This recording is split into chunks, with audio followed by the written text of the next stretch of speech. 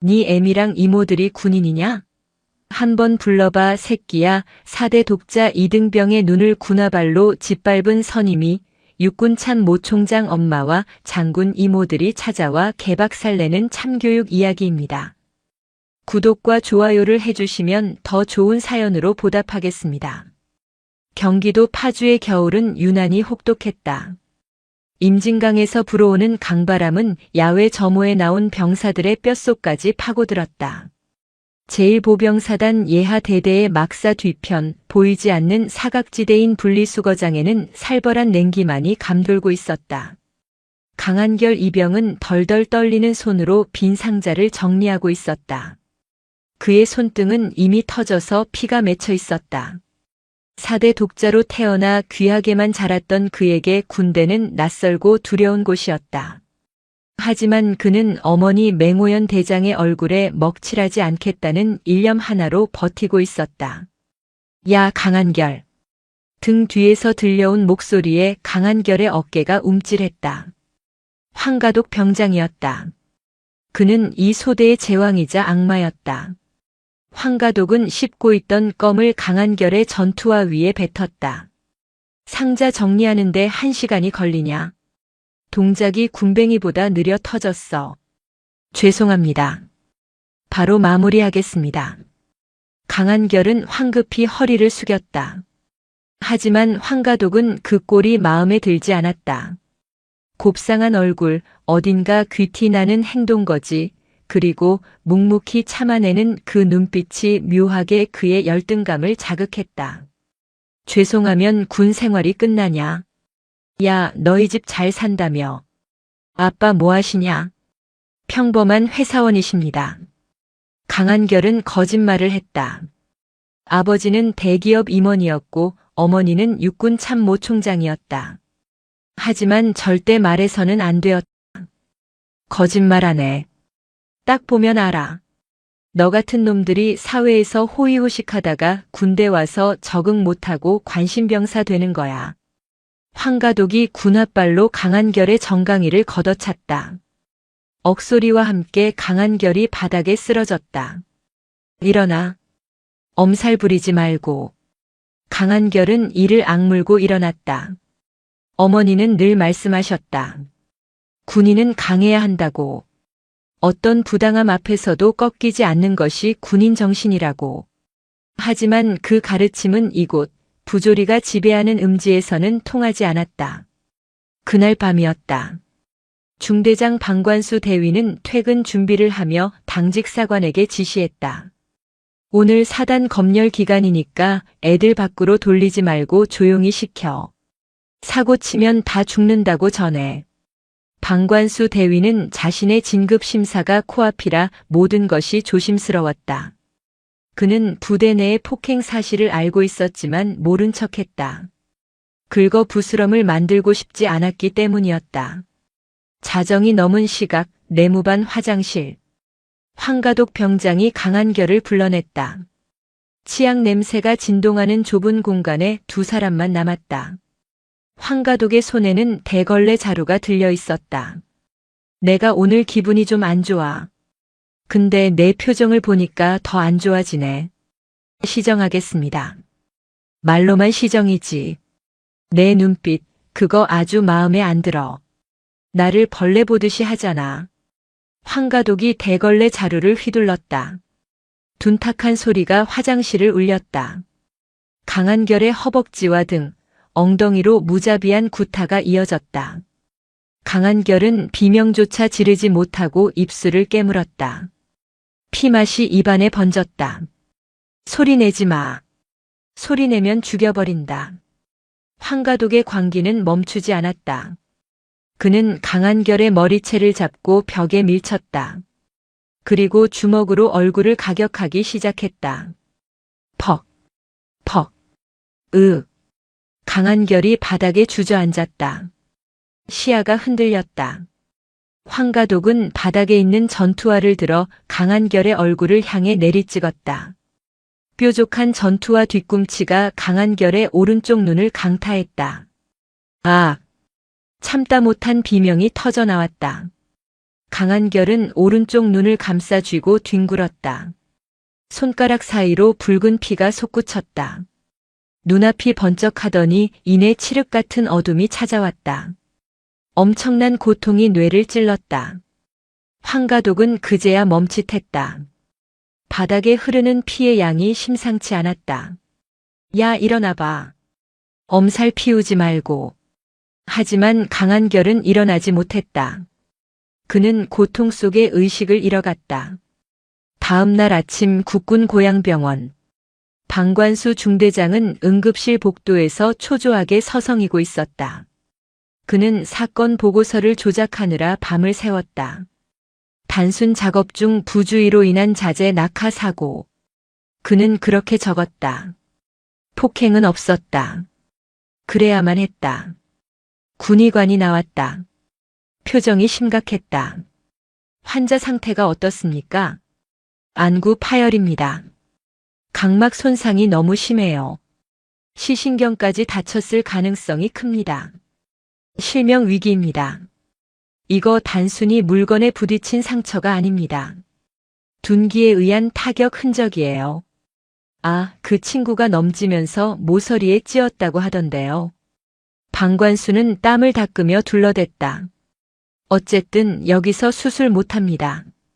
국군 수도병원으로 이송해야 합니다. 보호자에게 연락했습니까? 아직이요. 지금 하려고 합니다. 방관수는 떨리는 손으로 강한결의 자력 표신 상명세서를 꺼냈다. 어머니 연락처가 있었다. 직업란에는 주부라고 적혀 있었다. 그는 안도의 한숨을 내쉬었다. 그냥 평범한 아줌마겠거니 했다. 전화가 연결되었다. 여보세요. 강한결 이병 어머니 되십니까? 수화기 너머에서 차분하고 낮은 목소리가 들려왔다. 그렇습니다만. 아, 여기 1사단 강한결 이병 소속 중대장입니다. 다름이 아니라 강한결 이병이 작업 중에 실수를 해서 좀 다쳤습니다. 눈을 좀 다쳤는데 수술이 필요할 것 같아서 연락드렸습니다. 상대방은 잠시 말이 없었다. 그 짧은 침묵이 방관수의 등골을 서늘하게 했다. 많이 다쳤습니까? 아닙니다. 그냥 좀 찢어진 정도인데 군 병원 규정상 보호자 동의가 필요해서요. 별거 아닙니다. 알겠습니다. 지금 어디입니까? 국군 수도병원으로 이송 중입니다. 뚝. 전화가 끊겼다. 방관수는 고개를 갸웃거렸다. 목소리에 감정 변화가 전혀 없었다. 아들이 다쳤다는데 놀라지도 않는 건가? 그는 몰랐다. 그 침묵이 폭풍 전의 고요함보다 더 무서운 것임을. 충청남도 계룡대 육군본부. 육군 참모총장실의 거대한 집무실에는 긴장감이 감돌고 있었다. 맹호연 대장은 방금 받은 전화를 내려놓고 창밖을 바라보고 있었다. 그녀의 손은 책상 위 유리가 깨질 듯 꽉 쥐어져 있었다. 작업 중 실수. 그녀는 나직이 뇌까렸다. 40년 군 생활을 한 그녀의 직감은 경고음을 울리고 있었다. 내 아들은 덤벙대지 않는다. 누구보다 신중하고 조심성 많은 아이가 작업 중에 눈이 터지도록 다쳤다. 그것도 부주의로. 이것은 거짓이다. 맹호연은 인터폰을 눌렀다. 비서실장. 헬기 대기시켜. 목적지는 성남 국군 수도병원이다. 총장님 30분 뒤에 국방장관님 주재 회의가 있습니다. 취소해. 아니, 불참한다고 전해. 내 새끼 눈이 멀게 생겼는데 장관이고 나발이고가 무슨 소용이야. 그녀의 목소리에서 짐승의 으르렁거림 같은 살기가 느껴졌다. 비서실장은 더 이상 토를 달지 못했다. 맹호연은 즉시 단축번호 1번, 2번, 3번을 차례로 눌렀다. 첫 번째 통화. 수도방위사령부. 언니 무슨 일이야? 맹소의 중장의 목소리였다. 한결이가 다쳤다. 1사단이다. 수도병원으로 간다. 너도 와라. 지금 바로 출발해. 두 번째 통화. 국군정보사령부. 큰언니. 맹주의 소장의 목소리는 나른했지만 내용을 듣자마자 날카롭게 변했다. 누구 짓이야? 북한 놈들이야. 아니, 내부의 적이다. 내 정보력 좀 써야겠다. 알았어. 내 밑에 있는 블랙 요원들 다 풀게. 1사단 그놈들 뼛속까지 털어줄게. 세 번째 통화. 육군수사단. 충성. 육군수사단장입니다. 막내 맹지의 준장이었다. 지희야. 수사관 챙겨. 단순 사고로 위장된 것 같다. 냄새가 나. 감히 우리 조카를 건드려 놓고 조작질을 해. 내가 가서 그놈들 가죽을 벗겨놓을게. 대한민국 육군을 움직이는 4명의 여장군, 일명 맹자매가 동시에 움직이기 시작했다. 그들의 이동 경로는 그대로 군의 비상 상황이 되었다. 국군 수도병원 응급실 앞. 방관수 대위는 커피를 마시며 시간을 때우고 있었다. 강한결은 수술실로 들어간 상태였다. 그때 병원 입구가 소란스러워졌다. 충성, 충성. 복도에 있던 병사들과 간호장교들이 일제히 벽에 붙어 경례를 했다. 방관수는 무슨 일인가 싶어 고개를 돌렸다. 그리고 마시던 커피를 바닥에 떨어뜨렸다. 검은색 베레모를 쓴 장군이 걸어오고 있었다. 어깨에는 별이 3개. 수도방위 사령관 맹소의 중장이었다. 그녀의 뒤로 정예 헌병들이 따라붙고 있었다. 수방사령관님이 여길 왜? 놀람은 거기서 끝나지 않았다. 반대편 복도에서 선글라스를 낀 여군 장군이 나타났다. 별 2개. 정보사령관 맹주의 소장이었다. 그녀의 주위에는 살벌한 기운을 풍기는 사복 차림의 요원들이 있었다. 그리고 수술실 통제구역 문이 열리며 육군수사단장 맹지의 준장이 걸어 나왔다. 3명의 장군이 한자리에 모였다. 방관수는 다리가 후들거려 서 있을 수가 없었다. 이건 꿈일 것이다. 그때였다. 병원 옥상에서 헬기 착륙 소리가 들리더니 엘리베이터 문이 열렸다. 4개의 별. 대한민국 육군 서열 1위. 육군 참모총장 맹오연 대장이 모습을 드러냈다. 병원의 공기가 순간 멈췄다. 병원장이 버선발로 뛰어나왔다. 총장님, 방문하신다는 연락을 못 받았습니다. 맹오연은 병원장을 지나쳐 수술실 앞으로 직진했다. 그리고 동생들을 둘러보았다. 상황은? 막내 맹지희가 보고했다. 안구 파열, 안화 골절.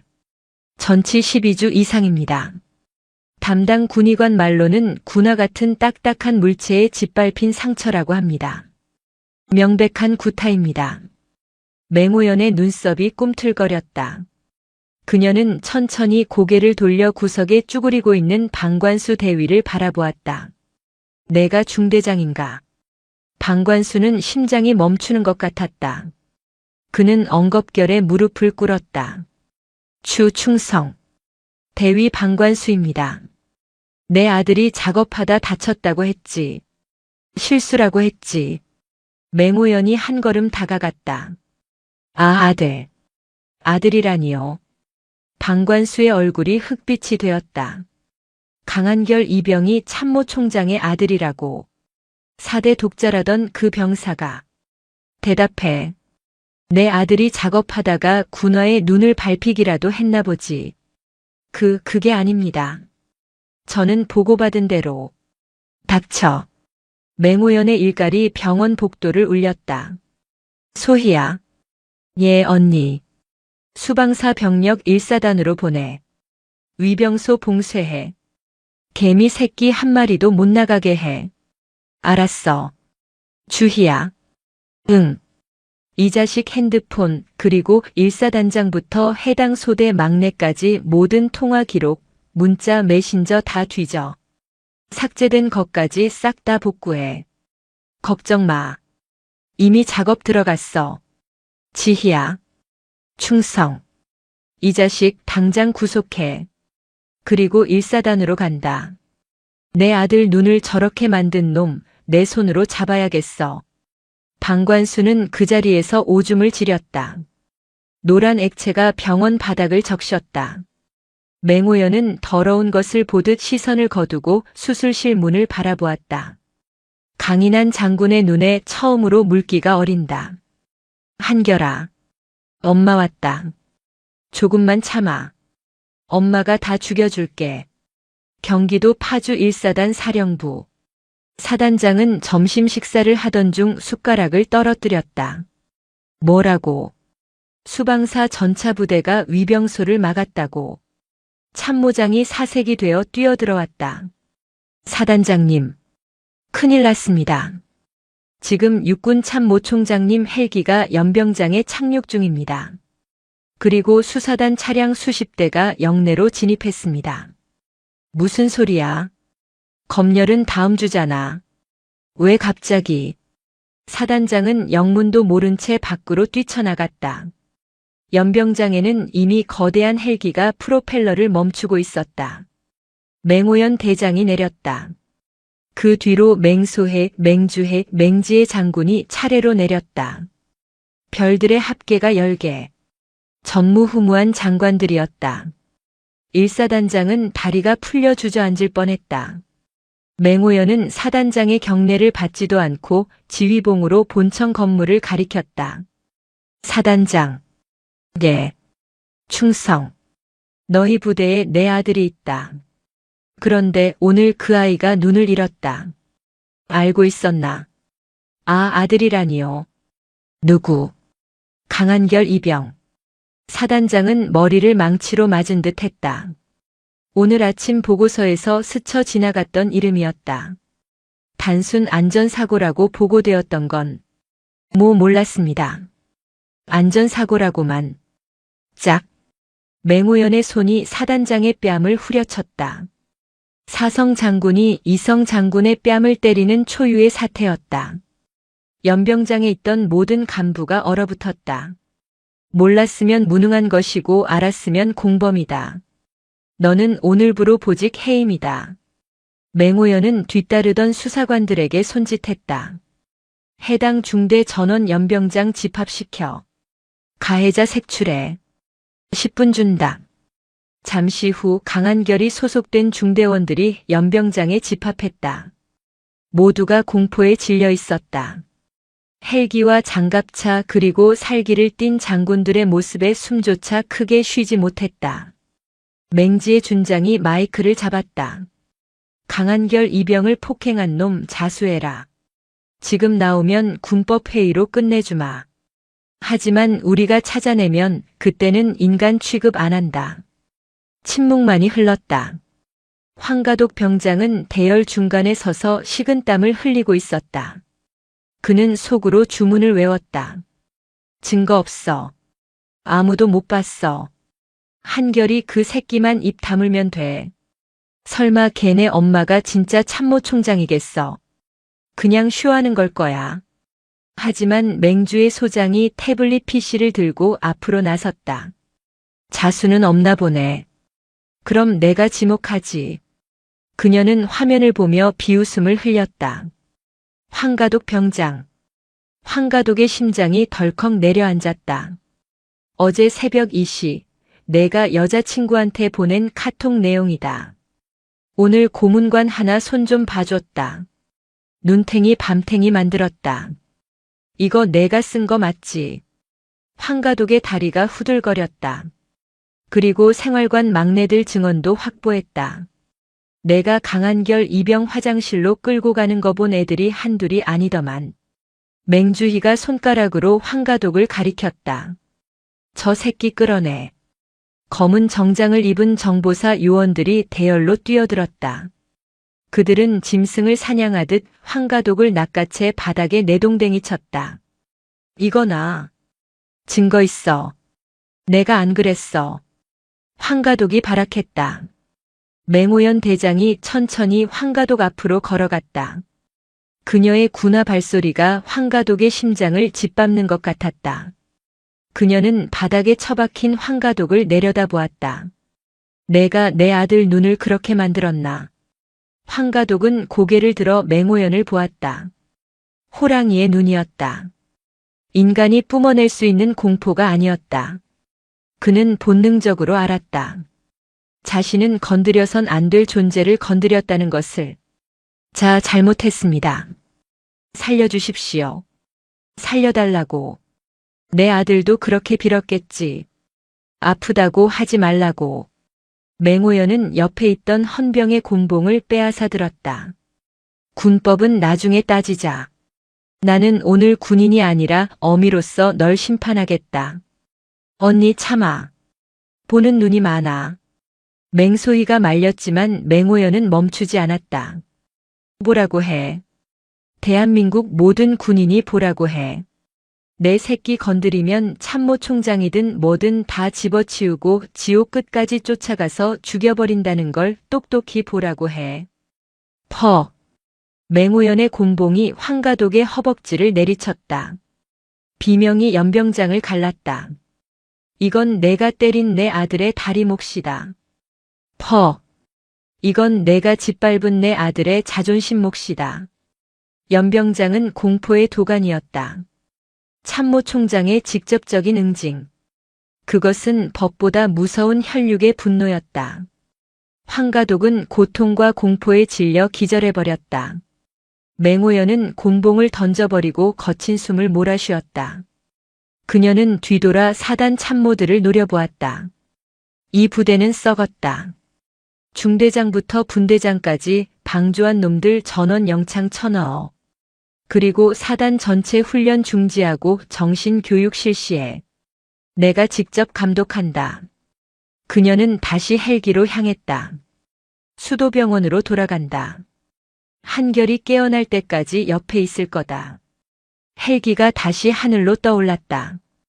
파주의 하늘 아래 악인들은 심판대에 올랐고 정의의 칼날은 이제 막 춤을 추기 시작했다. 1사단 헌병대 지하 취조실. 지상의 소음이 완전히 차단된 그곳은 냉기만이 감돌았다. 평소라면 헌병들이 위압적인 자세로 피의자를 신문했겠지만 오늘은 상황이 달랐다. 헌병 대장조차 취조실 밖에서 안절부절 못하며 서성이고 있었다. 취조실 안 방관수 대위는 철제 의자에 묶인 채 떨고 있었다. 그의 앞에는 육군 수사단장 맹지의 준장이 팔짱을 낀 채 앉아 있었다. 그녀의 눈빛은 먹잇감을 앞에 둔 살무사처럼 차갑고 집요했다. 방관수 대위. 맹지희가 침묵을 깨고 입을 열었다. 네, 단장님. 저는 정말 몰랐습니다. 아이들끼리 장난치는 줄 알았습니다. 방관수는 앵무새처럼 같은 말을 반복했다. 맹지희는 입꼬리를 살짝 올렸다. 비웃음이었다. 장난이라. 그래, 100번 양보해서 폭행은 몰랐다고 치자.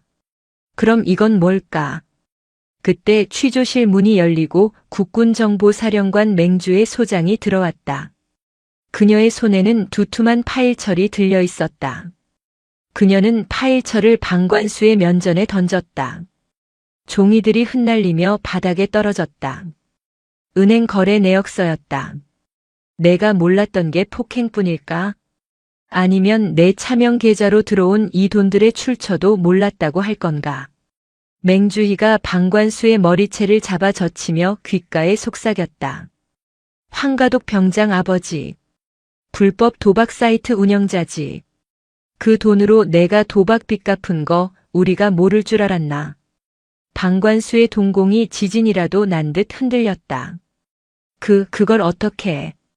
정보사를 물로 보나 보네.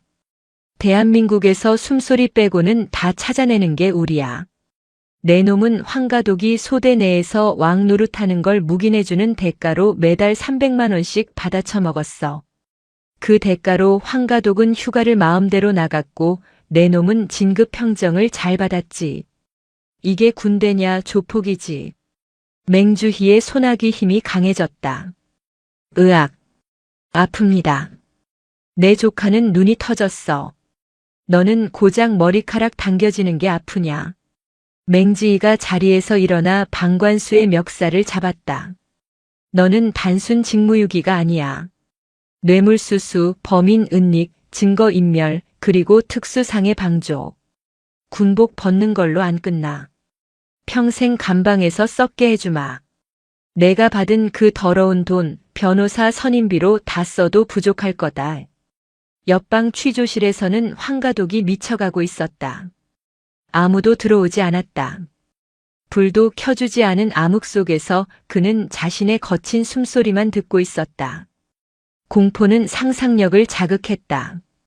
자신이 저지른 짓들이 주마등처럼 스쳐 지나갔다. 살려줘. 제발. 그때 스피커에서 맹호연 대장의 목소리가 흘러나왔다. 녹음된 것이 아니었다. 실시간으로 방송되는 지옥에서 온 선고였다. 황가독. 거기서 내가 지은 죄를 하나하나 복기해라. 내 아들이 느꼈던 어둠과 공포를 아주 조금이라도 맛봐라. 나는 널 법정에 세우기 전까지 절대 꺼내주지 않을 것이다. 황가독은 바닥을 긁으며 오열했다. 하지만 그 울음소리는 방음벽에 막혀 밖으로 새어나오지 못했다. 같은 시각 1사단 수색대대 막사. 지상작전 사령부 감찰팀이 들이닥쳤다. 맹소의 중장의 지시로 시작된 대대적인 감찰이었다. 관물대, 행정반 컴퓨터, 병사들의 마음의 편지함까지 모조리 압수되었다. 먼지 하나라도 나오면 다 보고해. 이 부대 간부들 옷 벗을 각오해라. 감찰관들의 서슬 퍼런 조사의 부대는 초토화되었다. 숨겨져 있던 부조리들이 고구마 줄기처럼 엮여나왔다. 간부들의 상납 비리, 병사 간의 가혹행위, 보급품 횡령. 1사단은 대한민국 최전방의 수호자가 아니었다. 썩어 문드러진 고름 덩어리였다. 맹자매의 칼날은 그 고름을 터뜨리고 있었다.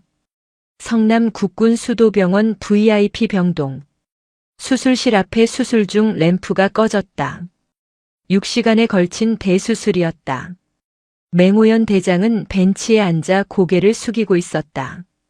천하를 호령하는 육군 참모총장의 어깨가 작게 떨리고 있었다.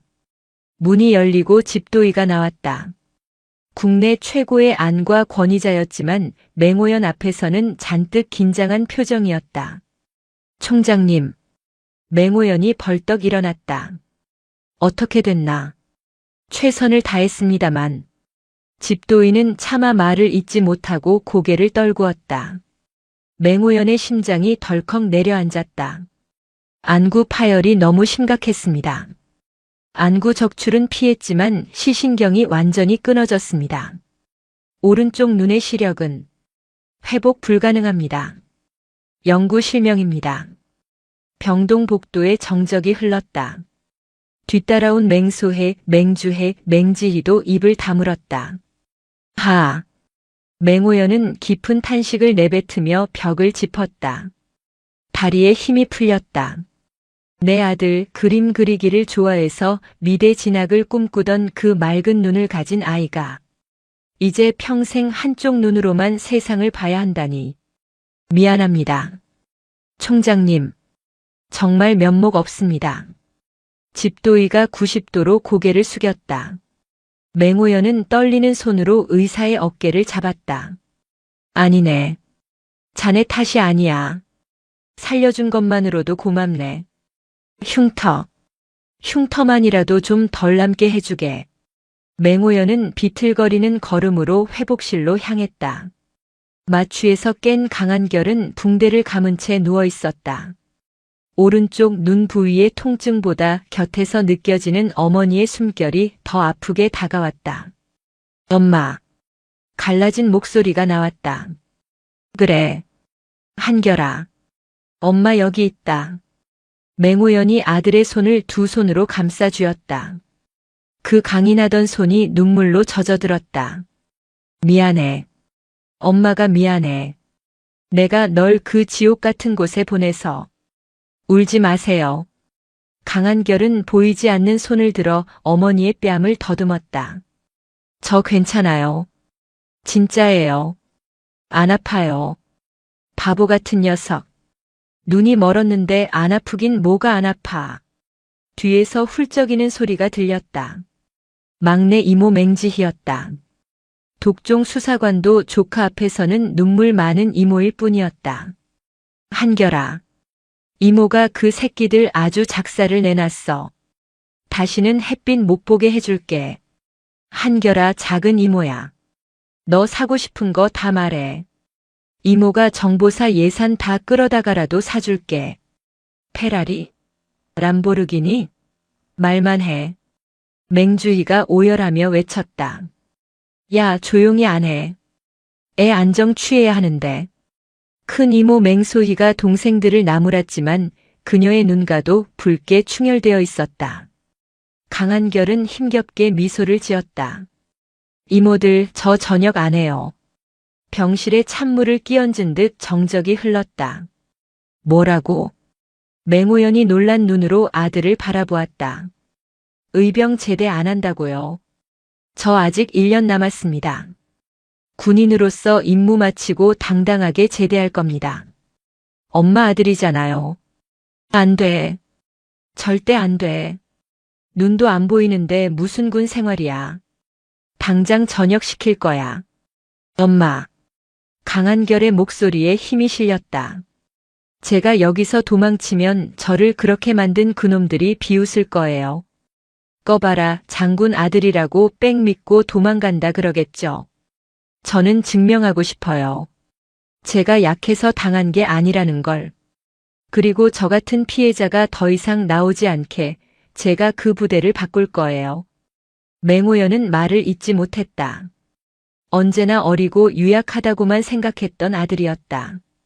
그런데 그 아들이 자신보다 더 깊은 군인 정신을 보여주고 있었다. 후. 맹호연은 눈물을 닦고 아들을 바라보았다. 고집은 누굴 닮아서. 그래. 내 뜻이 정그렇다면 말리지 않겠다. 대신 조건이 있다. 뭔데요? 이제부터는 숨기지 마라. 내가 누구 아들인지, 내 뒤에 누가 있는지 당당하게 드러내고 부대를 지휘해라. 병사가 아니라 이 일사단의 주인처럼 행동해. 강한결은 고개를 끄덕였다. 알겠습니다. 필승. 비록 침대에 누워 있었지만 그의 경내 자세는 그 어느 때보다 절도 있었다. 4명의 여장군은 조카의 경례를 받아주었다. 병실 안에는 슬픔 대신 뜨거운 결의가 차오르고 있었다. 일주일 후 일사단 연병장. 초겨울의 칼바람보다 더 매서운 한파가 부대를 덮쳤다. 육군본부 징계위원회가 일사단 내에 설치되었다. 이것은 전례 없는 일이었다. 단상에는 맹소의 수도방 위사령관이 위원장 자격으로 앉아 있었다. 그녀의 옆에는 법무관들이 서류를 검토하고 있었다. 연병장에는 전 장병이 도열해 있었다. 지금부터 제1보병사단 징계 결과를 발표한다. 맹소희의 목소리가 스피커를 타고 쩌렁쩌렁 울렸다. 전 사단장 소장 김철수, 지휘감독 소울 및 사건 은폐 묵인, 보직 해임 및 강등. 병사들 사이에서 웅성거림이 일었다. 사단장이 강등이라니. 별이 떨어지는 소리가 들리는 듯 했다. 대위 방관수, 뇌물수수, 특수폭행 방조 직무유기, 파면 및 징역 15년 구형, 군 검찰로 이첩. 포승줄에 묶인 방관수가 헌병들에게 끌려나왔다. 계급장은 이미 뜯겨나간 상태였다. 그는 고개를 들지 못하고 질질 끌려갔다. 병장 황가독. 특수상해 상습 공갈, 협박, 불법 도박. 징역 20년 구형. 군 교도소 수감. 황가독은 휠체어에 타고 있었다. 며칠간의 강도 높은 조사로 반송장이 되어 있었다. 그가 끌려나가자 병사들 사이에서 억눌린 환호성이 터져 나오려 했다. 그때 부대 정문으로 검은색 세단 한 대가 난입했다. 국회의원 배지가 달린 차량이었다. 방관수 대위의 외삼촌인 국방위 소속 국회의원이었다. 잠깐, 멈추시오. 국회의원이 차에서 내려 단상으로 씩씩거리며 올라왔다. 맹 장군, 이게 무슨 월권행위요? 내 조카를 파면이라니. 재판도 아직 안 끝났는데. 맹소희는 자리에서 일어나지도 않고 그를 쳐다보았다. 의원님, 여기는 군사작전구역입니다. 민간인이 함부로 떠들 곳이 아닙니다. 뭐? 민간인? 내가 국방위원이야. 예산 심의권 가진 사람이라고. 당신들 예산 다 깎아버릴 거야. 의원이 삿대질을 해댔다. 맹소희는 피식 웃었다. 그녀는 무전기를 들었다. 수방사 전차대대 정문으로 진입해. 쿠구구구궁. 땅이 울리기 시작했다. 부대 정문이 부서질 듯 열리며 K의 흑표 전차 2대가 흙먼지를 일으키며 들어왔다. 거대한 포신이 단상을 향해, 정확히는 국회의원의 차를 향해 돌아갔다. 으악! 뭐야? 의원이 기겁하며 뒷걸음질 쳤다. 의원님, 제 조카는 눈을 잃었습니다. 제가 잃을 게 있어 보입니까? 맹소희가 천천히 자리에서 일어나 의원 앞으로 다가갔다. 180cm가 넘는 장신의 그녀가 의원을 내려다보았다. 방관수가 받은 뇌물, 의원님 차명 계좌로 일부 흘러들어간 정황, 제 동생 주희가 다 파악했습니다. 지금 여기서 예산 타령하실 때가 아닐 텐데요. 검찰청에서 소환장 날아갈 겁니다. 그게 무슨... 끌어내. 맹소희의 지시에 헌병들이 국회의원의 양팔을 잡고 끌고 나갔다. 천하무적 같았던 권력자가 군인들 손에 짐짝처럼 들려 나가는 모습에 병사들은 카타르시스를 느꼈다. 징계 발표가 끝나고 맹소희는 마이크를 잡았다. 오늘부로 1사단은 다시 태어난다. 부조리, 폭행, 다시 한번 내 귀에 들리면 그때는 징계로 안 끝난다. 전차로 밀어버릴 것이다. 알겠나? 알겠습니다. 병사들의 함성이 파주 벌판을 뒤흔들었다. 그것은 단순한 대답이 아니었다. 오랜 억압에서 풀려난 해방의 외침이었다. 한편 병원에서는 강한결이 퇴원 준비를 하고 있었다. 검은 안대를 쓴 그의 모습은 이전의 유약한 이병이 아니었다. 그는 거울 속에 비친 자신의 외눈을 바라보았다. 이제 울지 않는다. 나는 강해져야 한다. 맹호연 대장이 병실로 들어왔다. 그녀의 손에는 새로운 전투복이 들려 있었다. 어머니가 직접 다림질한 칼주름이 잡힌 어급 전투복이었다. 입어라. 복귀해야지. 강한결은 어머니가 건넨 전투복을 입었다. 왼쪽 가슴에 달린 강한결이라는 명찰이 빛났다. 엄마, 다녀오겠습니다. 그래. 가서 보여줘라. 내가 누구 아들인지. 맹호연은 아들을 안아주었다. 그리고 귓가에 속삭였다. 힘들면 뒤를 봐라. 엄마와 이모들이 언제나 너를 지키고 있을 테니까. 강한결은 씩씩하게 병원을 나섰다. 병원 밖에는 맹소혜, 맹주혜, 맹지의 세 이모가 각자의 관용차 앞에 서서 조카를 기다리고 있었다. 가자, 우리 조카. 이모들이 부대까지 에스코트해 줄게. 검은색 세단 4대와 헌병 오토바이들의 호위를 받으며 외눈의 이병 강한결은 다시 전장으로 향했다. 지옥 같았던 1사단, 이제는 그가 주인이 되어 바꿀 그곳으로. 경기도 파주 1사단 신병교육대 사격장. 탕, 탕, 탕. 총성이 고막을 때렸지만 표적지는 깨끗했다. 탄착구는커녕 표적지 외곽조차 마치지 못한 총알들이 흙먼지만 일으켰다. 사격 중지. 통제관의 목소리에 강한결 일병 진급은 입술을 깨물며 소총을 내려놓았다. 검은 안대를 쓴 왼쪽 눈이 욱신거렸다. 오른쪽 눈 하나로 조준을 하려니 원근감이 사라져 표적지가 춤을 추듯 흔들려 보였다. 강일병. 무리하지 마라. 너는 열외해도 된다고 하지 않았나. 새로 부임한 중대장 박정석 대위가 조심스럽게 다가왔다. 그는 강한결을 모셔야 할 VIP로 대하고 있었다. 맹오연 참모총장의 아들이라는 사실이 밝혀진 뒤 부대 간부들은 그를 신주단지 모시듯 했다. 그것이 강한결은 죽기보다 싫었다. 아닙니다. 할 수 있습니다. 0점만 다시 잡으면 됩니다. 하지만 중대장님, 저는 군인입니다. 총을 못 쏘는 군인은 군인이 아닙니다. 탄약 더 주십시오. 강한결의 눈빛은 형형하게 빛나고 있었다. 박대위는 그 기세에 눌려 탄약통을 내주었다. 그날 밤 강한결은 모두가 잠든 시각에 몰래 연병장 한 구석에서 PRI 사격술 예비 훈련을 하고 있었다. 바둑알을 총열 위에 올려놓고 격발 연습을 했다. 떨어지면 다시 올리고 또 올렸다. 오른쪽 눈이 뻑뻑해져 눈물이 흘러도 멈추지 않았다. 한쪽 눈이 없으면 남은 눈을 2배로 뜨면 된다. 아니, 온몸의 감각을 눈으로 만들면 된다.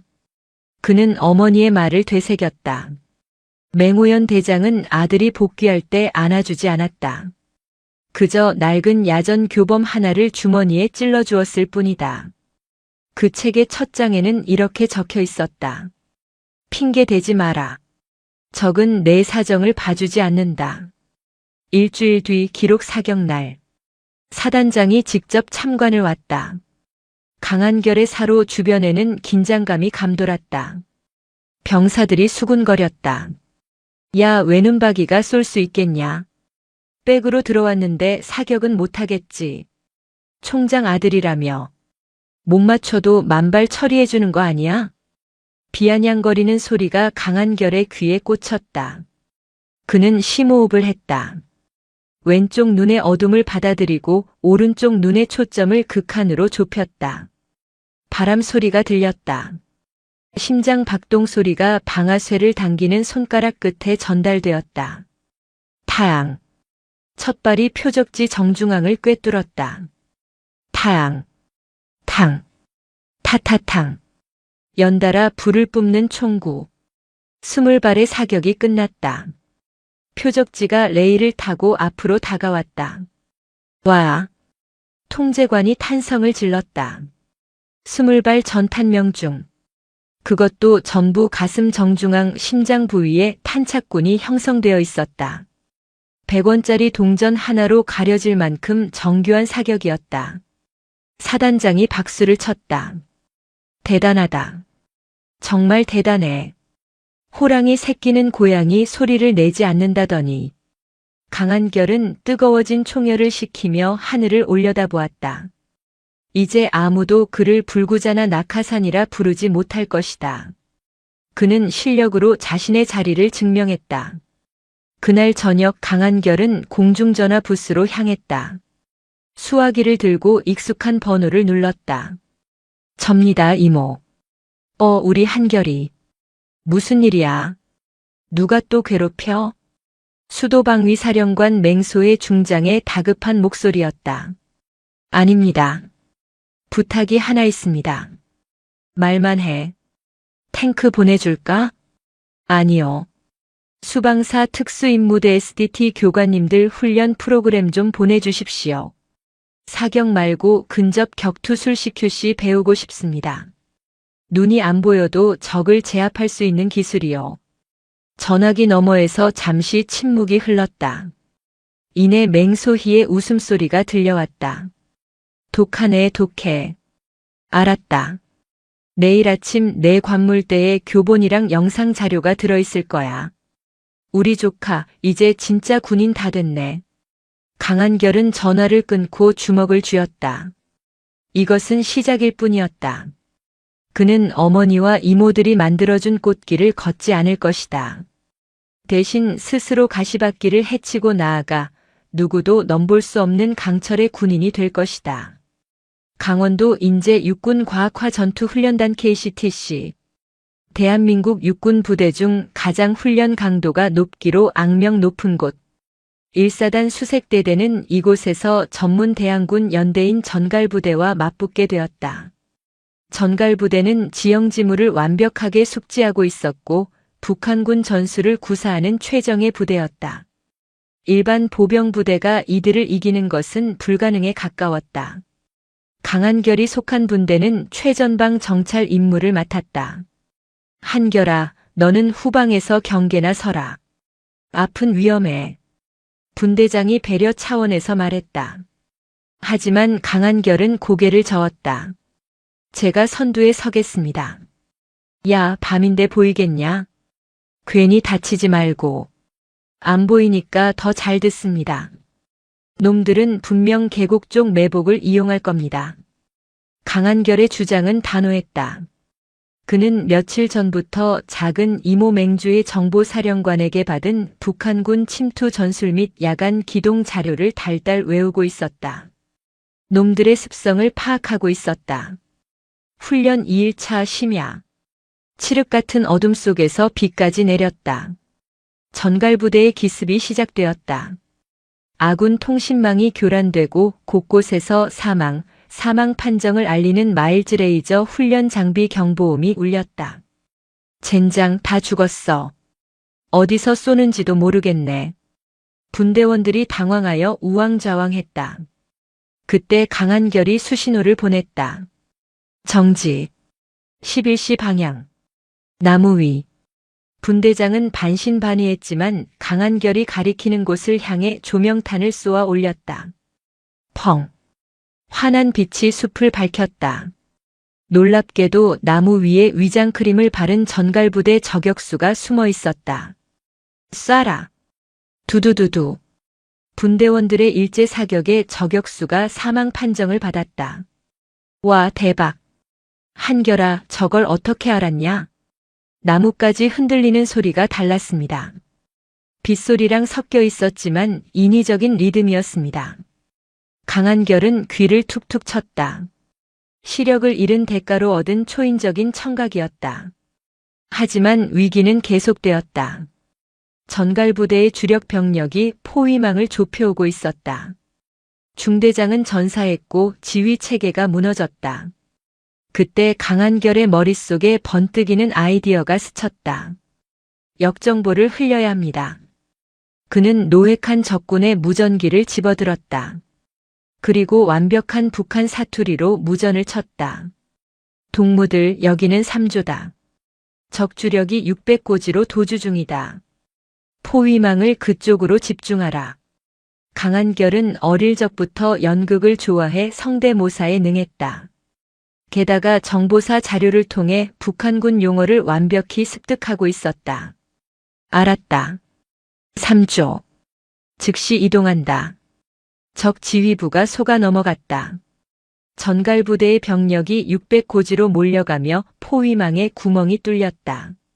지금입니다. 뚫어야 합니다. 강한결이 앞장섰다.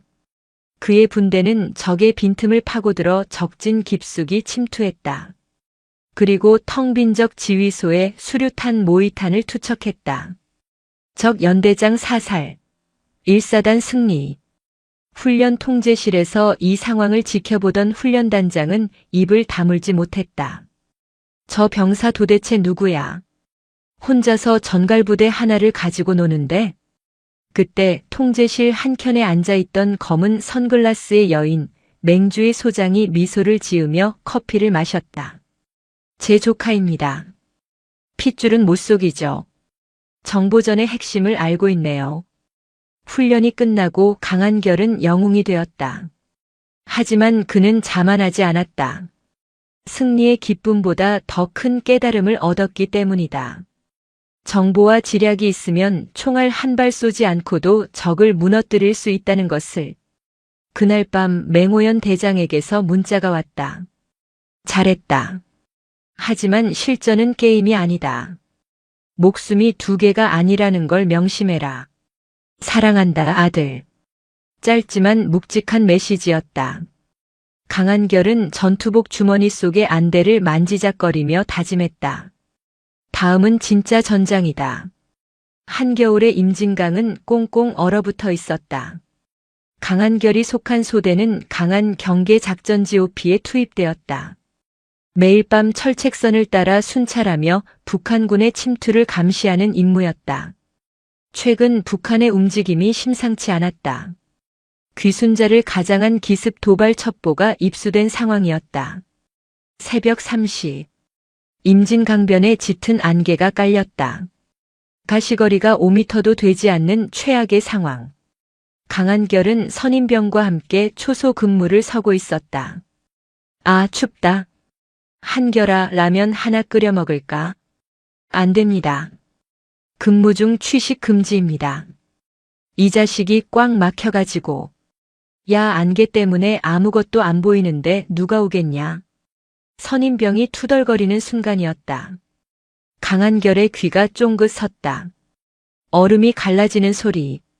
아주 미세했지만 자연적인 소리가 아니었다. 누군가가 얼음 위를 기어오고 있었다. 멈추십시오. 전방에 이상 징후. 뭐? 아무 소리도 안 들리는데? 강한결은 즉시 수화기를 들고 상황실에 보고했다. 진돗개 하나 발령 요청. 적 침투 의심. 그 순간 안개 속에서 섬광이 번쩍였다. 쾅! 초소 바로 앞에서 수류탄이 터졌다. 선임병이 비명을 지르며 쓰러졌다. 방탄유리가 박살나고 파편이 튀었다. 습격이다. 적군은 특수부대였다. 그들은 순식간에 철책을 절단하고 초소로 난입하려 했다. 강한결은 쓰러진 선임병을 끌어내고 기관총 방아쇠를 당겼다. 두두두두두. 지원 요청. 여기는 13초소. 적 다수 출현. 아군 부상. 상황은 절망적이었다. 지원 병력이 오려면 최소 10분이 걸렸다. 적은 최소 1개 분대 규모였다. 총알이 빗발치고 초소는 벌집이 되어가고 있었다. 그때 강한결의 스마트워치가 진동했다. 어머니가 준 비상용 특수 단말기였다. 그는 버튼을 눌렀다. 엄마. 아니, 총장님. 1사단 13초소. 적 침투. 뚫리면 서울입니다. 서울 용산 육군 참모총장 관저. 새벽잠이 없던 맹호연은 비상벨이 울리자마자 침대에서 튀어올랐다. 아들의 다급한 목소리가 스피커를 통해 들려왔다. 상황실 연결해. 1군단 포병 대기시켜. 1사단 전 병력 깨워. 그녀의 명령은 번개보다 빨랐다. 하지만 포병 사격은 승인 절차가 복잡했다. 시간이 없었다. 그때 또 다른 전화가 울렸다. 수도방위 사령관 맹소희였다. 언니, 한결이 쪽이지? 내가 먼저 쏜다. 뭐?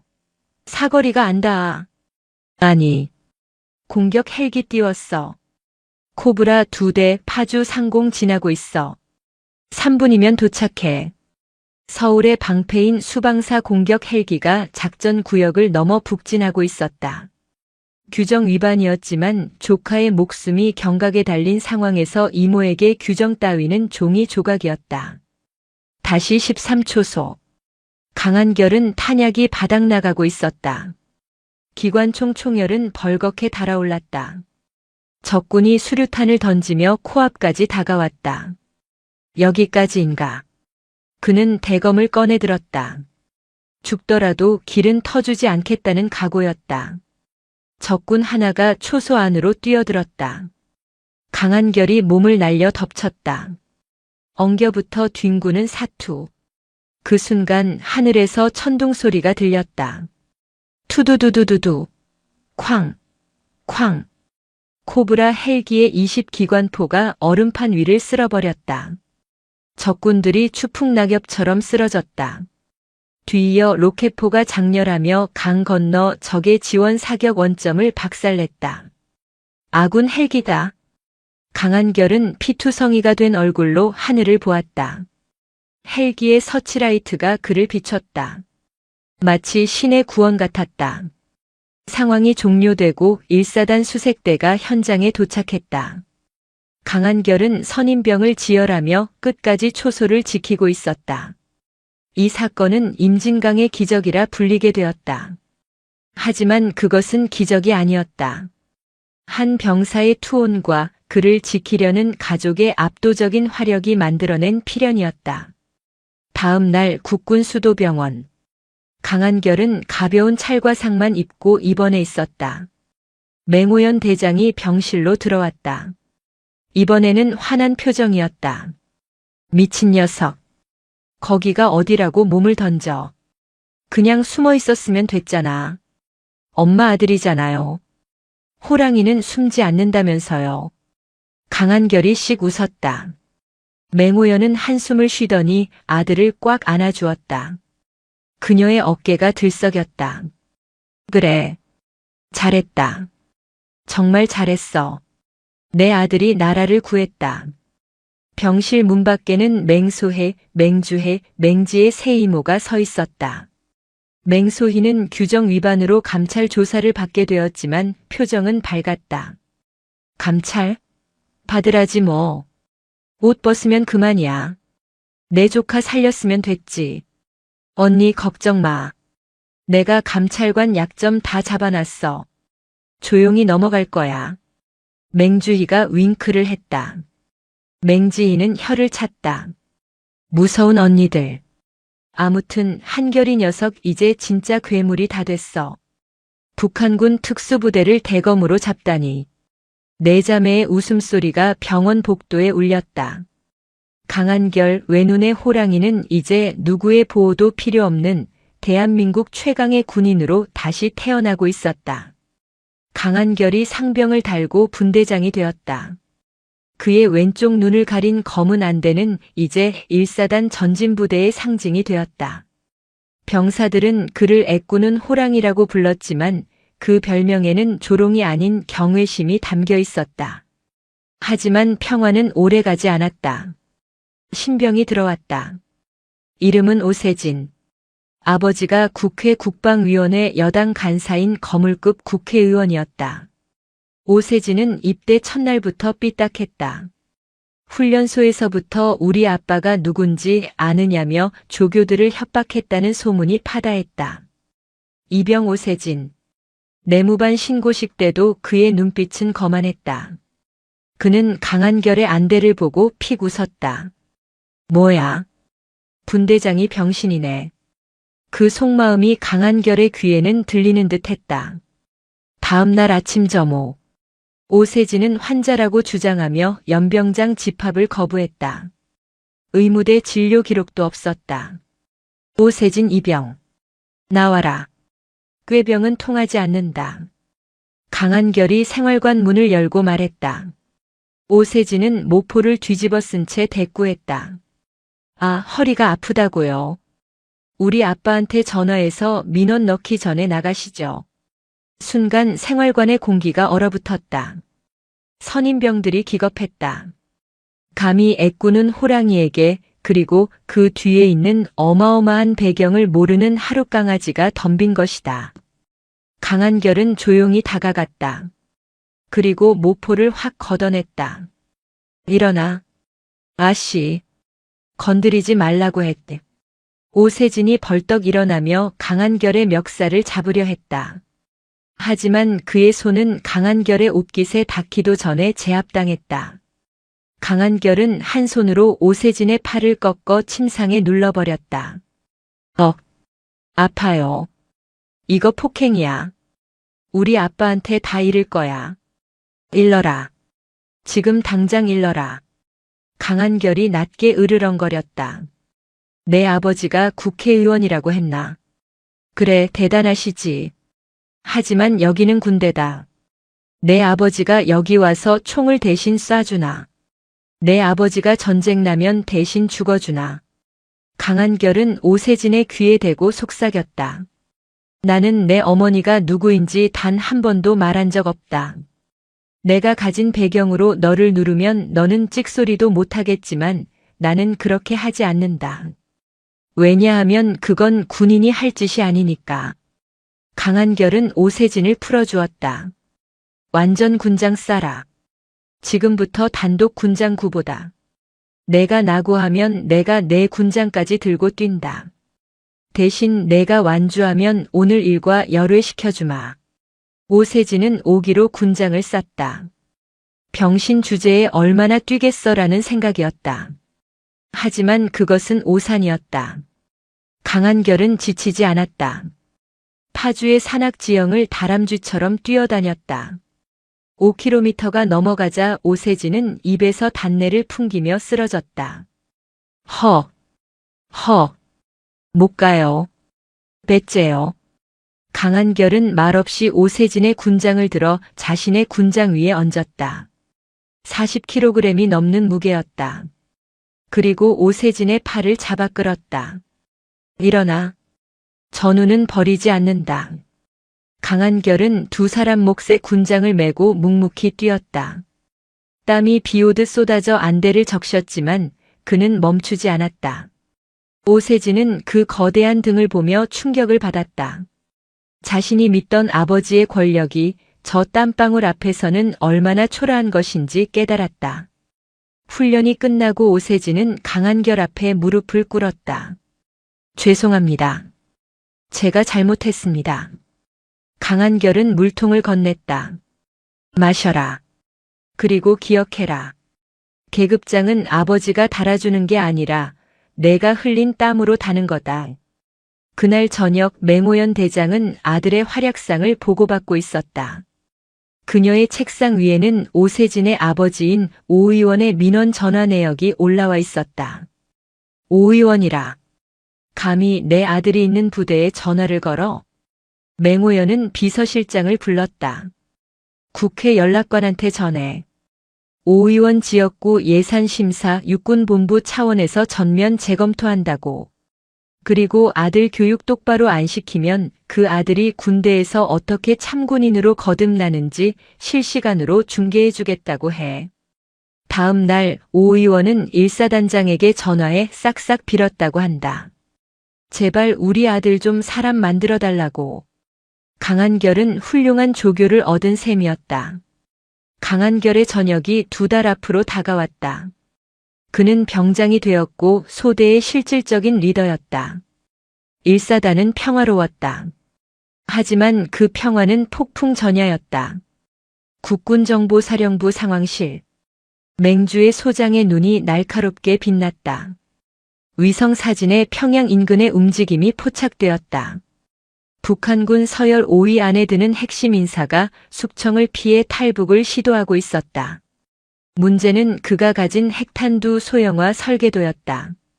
북한 정찰총국은 그를 잡기 위해 최정의 암살조를 난파시켰다. 접선 장소가 어디야? 파주 1사단 섹터입니다. 오늘 밤입니다. 맹주희는 즉시 언니들에게 연락했다. 비상이야. 단순 귀순이 아니야. 북한 놈들이 작정하고 내려오고 있어. 한결인의 구역이야. 그 시각 강한결은 매복 작전 중이었다. 비무장지대 DMZ 수풀 속에 숨어 전방을 주시하고 있었다. 부스럭. 소리가 났다. 고라니가 아니었다. 훈련된 인간의 발소리였다. 그것도 한두 명이 아니었다. 강한결은 야간 투시경을 내리고 수신호를 보냈다. 적 출현. 12시 방향. 5명. 북한군 암살조였다. 그들은 귀순자를 쫓고 있었다. 저 멀리서 한 남자가 필사적으로 철책을 향해 뛰어오고 있었다. 살려주시라요. 네, 여기 있소. 귀순자였다. 암살조가 소음기를 단총을 들어 올렸다. 사격 개시. 귀순자를 보호하라. 강한결이 소리치며 방아쇠를 당겼다. 타타타탕. 정적을 깨는 총성. 암살조 2명이 쓰러졌다. 하지만 나머지는 바위 뒤로 숨어 응사했다. 남조선 NI들. 비키라. 우리 목표는 저 반동 분자다. 북한군 조장이 소리쳤다. 그들의 화력은 막강했다. RPG-17 로켓포까지 들고 있었다. 쾅! 로켓탄이 매복 진지 옆을 강타했다. 강한결은 흙더미에 파묻혔다. 귀가 먹먹했다. 분대장님, 괜찮으십니까? 나는 괜찮다. 귀순자 확보해. 강한결은 흙을 털고 일어났다. 귀순자는 철책 앞에서 다리에 총을 맞고 쓰러져 있었다. 암살조가 그를 확인 사살하려 다가가고 있었다. 거리가 너무 멀었다. 사격으로는 늦었다. 강한결은 결단했다. 그는 차모를 뛰쳐나갔다. 어모해라. 그는 빗발치는 총탄을 뚫고 귀순자에게 달렸다. 왼쪽 눈의 사각지대에서 총알이 스쳐 지나갔다. 팔뚝에서 피가 튀었지만 고통을 느낄 새가 없었다. 강한결은 귀순자를 덮쳐 안고 굴렀다. 퍽. 둔탁한 충격이 등을 때렸다. 방탄조끼에 총알이 박혔다. 괜찮습니까? 고맙소. 내 주머니에 설계도가 있소. 귀순자는 피 묻은 USB를 건넸다. 강한결은 그것을 품에 넣었다. 하지만 그들은 포위되었다. 적의 지원 병력이 더 넘어오고 있었다. 절체절명의 위기. 그때 강한결의 인이어 이어폰에서 낯선 하지만 익숙한 목소리가 들렸다. 한결아, 고개 숙여. 이모가 청소 시작한다. 작은 이모 맹주희였다. 밤하늘 높은 곳에서 무인 공격기 드론과 소리 없이 활강하고 있었다. 피잉. 레이저 유도 미사일이 적의 머리 위로 꽂혔다. 쾅, 쾅, 쾅. 정밀 타격이었다. 암살조들이 흔적도 없이 사라졌다.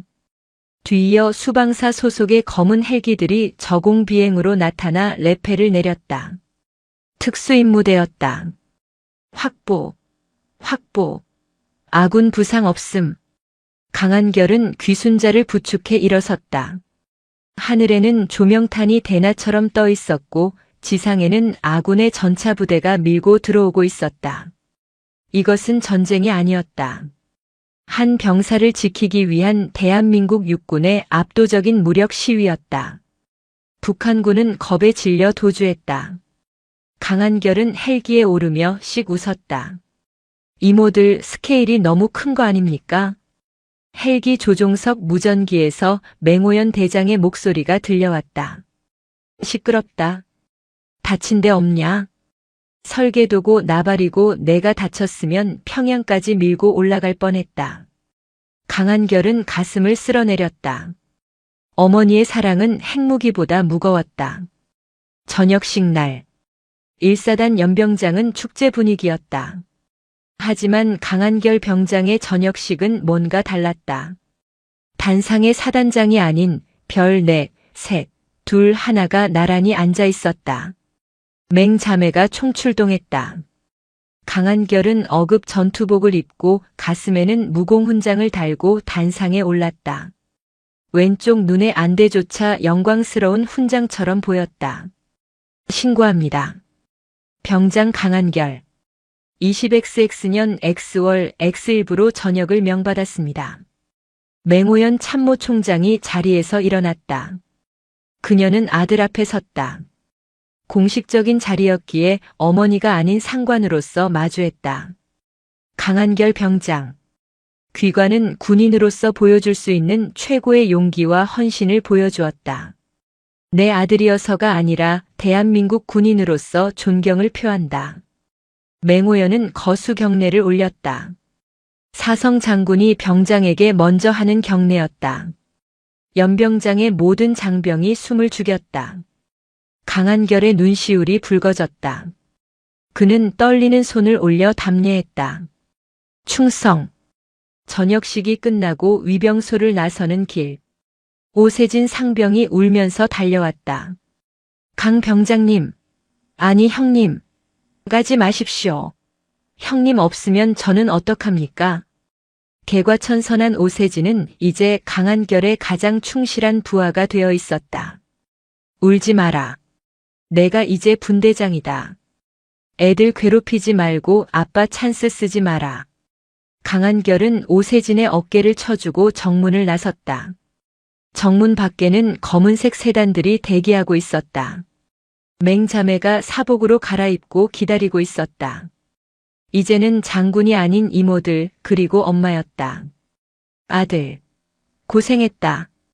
맹호연이 달려와 아들을 껴안았다. 우리 조카 이제 민간인이네. 뭐 하고 싶어? 여행 갈까? 맹주희가 물었다. 강한결은 잠시 생각에 잠겼다. 2년 전 억울하게 맞고 눈을 잃었던 그날 밤. 그리고 자신을 지켜주었던 법과 규정, 그리고 힘. 엄마, 이모. 응? 저 공부하겠습니다. 무슨 공부? 미대 다시 가게? 아니요. 법 공부하겠습니다. 내 자매가 눈을 동그랗게 떴다. 군 검사가 되고 싶습니다. 아니면 군 인권 변호사요.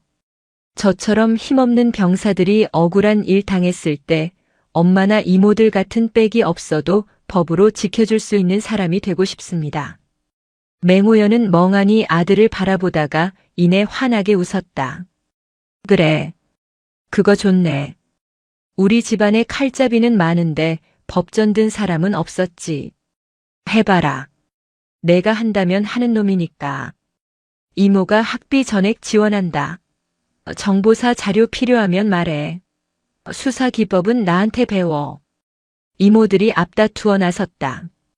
5년 후 서울 용산 국방부 고등군사법원. 한 젊은 검사가 법정에 들어섰다. 왼쪽 눈에 검은 안대를 쓴 그는 서류 가방을 내려놓으며 피고인석을 노려보았다. 피고인은 부하 병사를 괴롭힌 혐의로 기소된 어느 사단장의 아들인 중이었다. 존경하는 재판장님. 본군 검사는 피고인에게 징역 5년을 구형합니다. 그의 목소리는 단호했고 논리는 완벽했다. 피고인 측 변호사가 온갖 인맥을 동원하려 했지만 소용없었다. 이 검사의 뒤에는 대한민국 육군을 호령하는 전설의 맹자매가 버티고 있었기 때문이다. 물론 그는 그 힘을 빌리지 않았다. 오직 법과 증거 그리고 자신의 잃어버린 왼쪽 눈이 기억하는 정의만으로 싸웠다. 강한결. 그는 더 이상 장군의 아들이 아니었다. 대한민국 국군 장병들의 수호자 외눈의 검사였다. 오늘도 인생지의 말씀을 잘 들어주셔서 감사합니다.